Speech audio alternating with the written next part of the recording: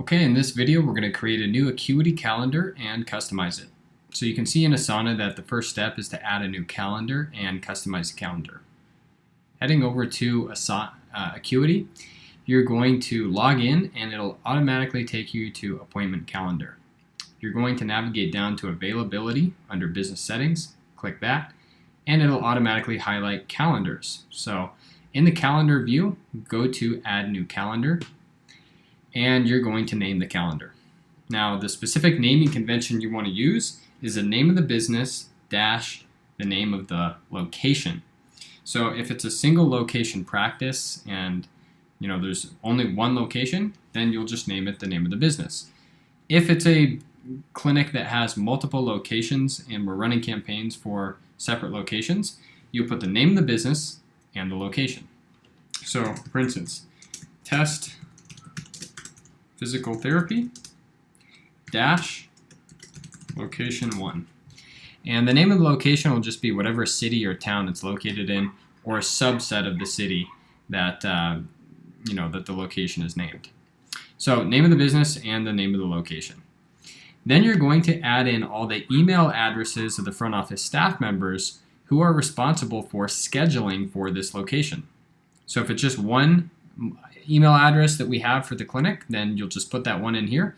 But if we have multiple email addresses for this specific location, then we'll put those in here. So for instance, what I would do is just put the first email, and then I'd put a comma, separating the emails with a space, and then of course I'd put the second email, which I'll just call test 2 for the example purpose here. And you would just go so on and so forth, filling this out with all the emails that are relevant to this exact location. Once you've completed that, you go to the location section and click Add New Location. Here you're going to paste in the physical address of the practice based on their Google listing. So just Google the practice, make sure you have the correct location, grab that physical address and paste it in here, and then click Save Location. Then you want to go to the time zone and make sure you update this time zone for the clinic location. So if they're on Eastern Time in New York, you would just change this from Central Time to Eastern Time right here, and you'd be good to go. At that point, you're ready to click Create Calendar.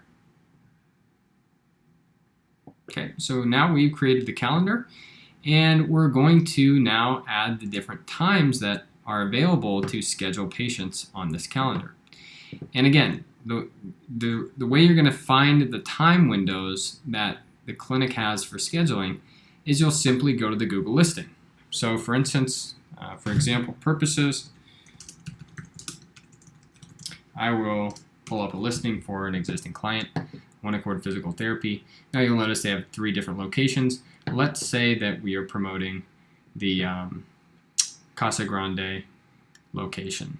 So here's the Casa Grande location, and you can see we have their physical address for the location area, and then under the hours section you'll notice there's all their hours are listed.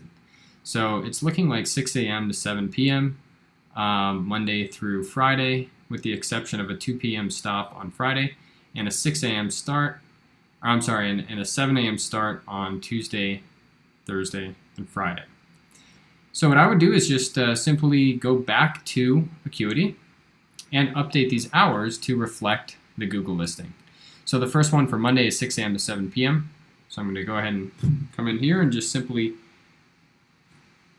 edit this. So 6 to 7 p.m. Double check, 6 to 7, we're good. And then the next day is 7 to 7 on Tuesday. And you'll notice that I'm not just copying and pasting what's from the listing into the box, because there's a certain convention here that's used to accurately display the time windows, right? So it's 7 o'clock a.m. dash 7 o'clock p.m. So we want to maintain that convention. However, I can go ahead and copy and paste that in for Thursday, which is 7 a.m. to 7 p.m.